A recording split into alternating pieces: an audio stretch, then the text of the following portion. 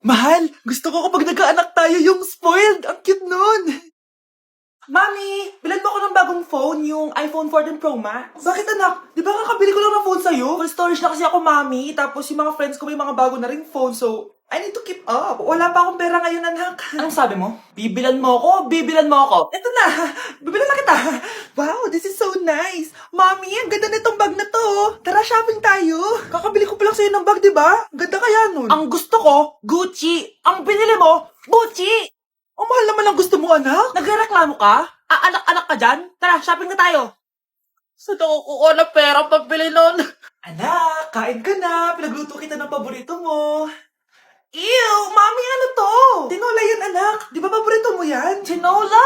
Kadire! Gusto ko yung steak from Golf Gang. Steak?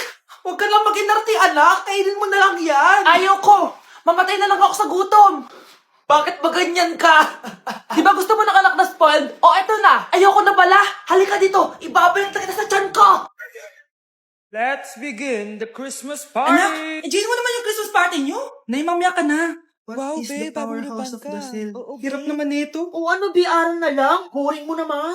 Wow, nahiya naman ako sa'yo, Sheila. Kaya pala palagi kang lumalapit sa akin kapag gusto mo ng sagot. A student settle down, mag-exchange gift na tayo. Exchange gift na? Ano kaya to? Ano ba? Huwag ka kayo maingay. Nag-review ako dito, oh. Sheila, anak eh. Ng regalo. Thank you. Oh my God, thank you po. Class, listen. Dahil Pasko, may special gift ako para sa pinaka-fresh kong anak dito. O, ganyan-ganyan ka pa. Saan ka naman mapupunta mo? Ito ay si Krista. Congrats Wow, Garnier Vitamin C Serum. Wala, hindi ako yung napili. Ano kaya meron doon sa Garnier na yun? Ba't kaya nakakagulo sila? Psst, anak. Balita ko, nakaka-fresh daw talaga yun. And it can fade dark spots in just 3 days. Talaga ba? Kaya ba ako i-perfect yan sa quiz, Nay? Di ba? With honors ka nga, pero mukha ka namang zombie. Whatever. Pero what if nga, baka this is my time to glow up. Sayang, hindi ko inanalo, anak. Okay lang yan, Nay. Balita ko, this 12-12, buy one take one ng Garnier Vitamin C Serum. Kaya pares pa rin tayong fresh kapag umakyat tayo sa stage. Tama! Yung iba kasi dyan, fresh nga, pero yung grades, nabulok na. True!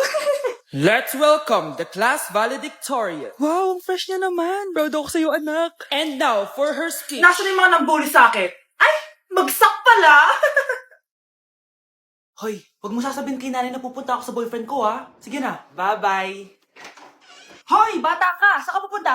Anay, gagawa lang po kami ng project sa kaklase ko. Wow, kailan ka pa nag-aaral na maayos? Pupuntahan niya yung boyfriend niya. Ah, kaya pala pulang-pula yung labi mo kasi tatakas ka. Anay, humanda ka sa akin. Sasakalin niya daw ako, Nay, oh. Aba, humanda ka sa akin, bata ka. Halika dito. Anay, hindi na. Nay, nawala daw ni Kuya yung Tupperware mo. Ano? Nawala na yung pinakamamahal kong Tupperware? Umanda sa akin ng kuya mo. Nasaan yan? Lagot ka, kuya. Galit sa'yo si mama. Ano sabi mo, Kyle? Nasaan na yung kuya mo? Ha? Nandito ka palang bata ka, ha? Etong sa'yo. Bakit mo pinito yun, Nay? Sabi ni Kyle, nawala mo doon Tupperware ko. Anong nawala? Eto Tupperware mo, Nay, oh. Ay, nandyan pala. Agad ka kasing nagpapaliwala dyan. Tawa ka dyan, ha? Manda ka sa akin. Few moments later. Boring naman ang pinapanood mo. Palitan natin yung mas nakakatawa. Ah, sige, kuya. Asking you to kiss me. Hindi naman nakakatawa yan eh. Bastos yan eh. Ayun na, magkikiss na sila.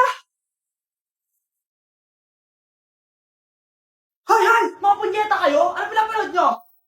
Anay! Si Kyle, Nay. Siya yung nanonood eh. Kyle! Ang bata mo pa? Ganyan na pinapanood mo? Kala ko naman matino ka. Si Kuya yun, Nay eh. No! Simula ngayon, bawal ka na mag-TV. Number 10. Last question na to, class, ha? 10 points to. Sana madali lang itanong ni ma'am. Mukhang mapaperfect ko to, ah. Ano? Ang full name ni Jose Rizal. Full name? Akala ko full name niya na yun. Dinuro ba yan ni ma'am? Kung nakikinig talaga kayo sa discussion natin, alam nyo kung anong full name niya. Alam ko lang yung full name ng crush ko. Ano ba kasi full name niya? So wala palang nakikinig sa akin, ha? Sige, perfect sa exam ang makakasagot sa akin. Ah, ma'am, alam ko po. Okay, Cheska, ang full name ni Jose Rizal ay Jose Protasio Rizal Mercado E. Alonso Rialonda. Very good! Perfect ka na, ah. Yes, thank you, ma'am. Ma'am, bakit pa ba namin kailangan pag-aralan yung full name ni Rizal? Itatanong ba yun sa amin kapag mag-a-apply na kaming trabaho? Oo nga, ma'am. Parang di naman kailangan pag-aralan yan. Perfect na sana ako eh. Pinag-aaralan natin siya kasi marami siyang nagawa at naiambag sa bayan natin. Eh, kayong dalawa, ano naiambag nyo? Di ba puro lang kayo reklamo at panigat sa bahay? Sabi ko nga po, ma'am. Hala, nasan sa crush ko?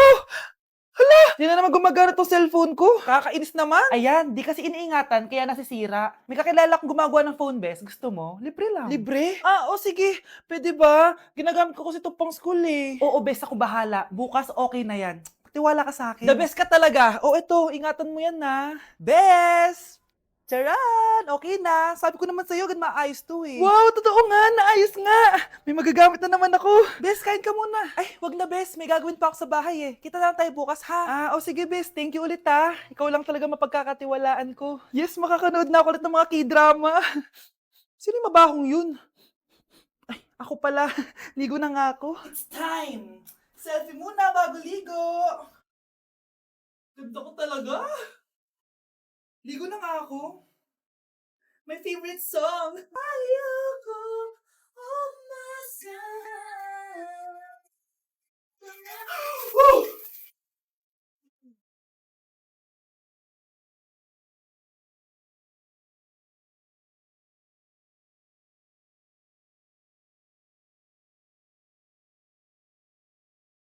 Okay, class. The nomination for Muse is now open. Ma'am, I nominate myself. Subukan niyo mag-nominate ng iba. Pa-main character talaga siya, oh. Ma'am, I nominate Scarlett.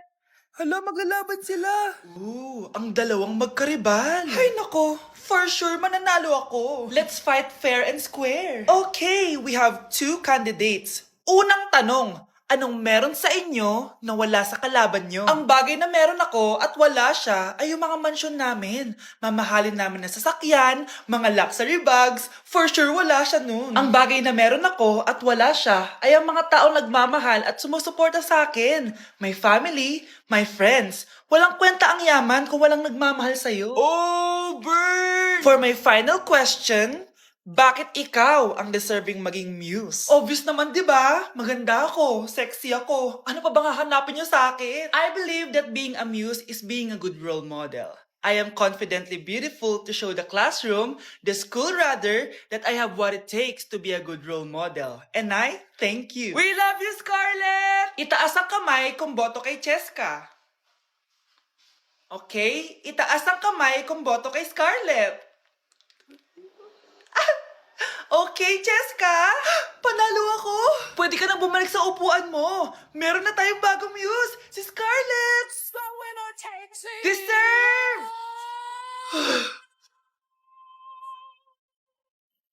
Hello? May ipapatumba ako sa'yo. Okay, class. Magdi-discuss ako. Makinig kayo sa akin, ha? Oh, grabe. Ang ganda ko talaga. Masaya na naman siya, oh. Manda ka sa akin. Ma'am, di ba po bawal mag-makeup kapag oras ng klase? Si Scarlett kasi nagme-makeup po. Lu, pero pag ikaw pwede? Equals to. Ay, oo. Mamaya na yung makeup na yung Scarlett, ha? Makinig ka sa akin. Aww, di na siya makakapag-retouch. Okay, class. 2 ang naka-perfect sa exam natin. Si Cheska. Expect ko naman na perfect ako, eh. At si Scarlett.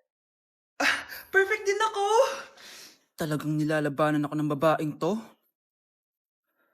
Patingin na tas paper mo. Ma'am, di ba wrong spelling is wrong? Mali yung pneumonia niya, oh. Walang P sa una. Ha? Ay, oo nga. Kulang ng P. Hindi ka na perfect, Scarlett, ha? Ayan, ako na ulit ang highest dito sa klase. Kontrabida talaga tong si Samantha sa buhay ko. Bakit di nagre-reply yung jowa ko? Saan na ba yun? Tagal naman ni Scarlett. Saan na kaya yun? Hi, Miguel! Oh, Samantha, samahan mo naman ako sa kantin. Libre kita. Di pwede. Hinihintay ko yung jowa ko. Ha? Nasaan na ba yun? Yay! Sasamahan mo ako!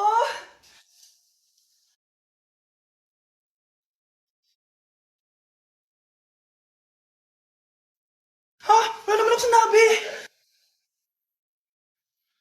Scarlett? Mainis ka lang, dapat lang sa'yo. Lahat na lang kinukuha sa akin ni Samantha. Ibubunyag ko na yung sikreto ng pamilya niyo. Okay, class, settle down. Ibibigay ko na yung mga exam nyo. Okay, get one and pass. Ma'am, sorry I'm late. Class, anong sabi ko kapag late na dumating? Hindi po mag-exam. Tama! So, bawal ka na mag-exam, Scarlett. Hi, ma'am. Nandito na ako. Medyo na-traffic eh. Oh, Jessica, buti nakahabol ka. Oh, eto, pinag-reserve ko to ng test paper. Mag-exam ka na. Thank you, ma'am. Lo, ang unfair. Bakit si Jessica pwede mag-exam kahit late? Iba kasi si Jessica, hindi mo siya kagaya. Okay, class. Nagets niyo ba yung lesson? Naiihi ako. Ma'am, may I go to the CR? Kita mo nag-lesson ako, di ba? Makakahintay ang ihi mo. Tapos kapag bumagsak, magreklamo. Ma'am, pwede ba ako mag-CR? Sure, Jessica. Umihi ka na. Take your time, ha? Yay! Thank you, ma'am. Ma'am, may favoritism ka. Kapag si Jessica, pwede. Ano ba meron sa kanya? Basta. Pwede ba? Huwag kang bastos. Nag-discuss ako, di ba? Okay, class. Next topic. Okay, class. Ang bagong top 1 dito sa klase ay si Cheska! Ha? Ma'am, paano siya naging top 1? Eh, ako yung pinakamataas na grade sa aming dalawa. May mga special grades kasi siya at wala ka nun. Anong special grades? Yan ba yung pagbibigay sa'yo ng pera ng magulang ni Cheska? Kaya siguro favorite mo siya. Ano pinagsasabi mo, Scarlett? Alam ko namang mahirap tanggapin na natalo kita. Hindi ka pa titigil, Scarlett, ha? Gusto mo dalhin kita sa principal's office? Sige, punta tayo sa principal's office. Ipapakita ko lang tong chat nyo ng magulang ni Cheska. Ito ebidensya, oh. Nagbigay sila ng 100,000 sa'yo. Burahin mo yan! Humanda kayong dalawa sa akin.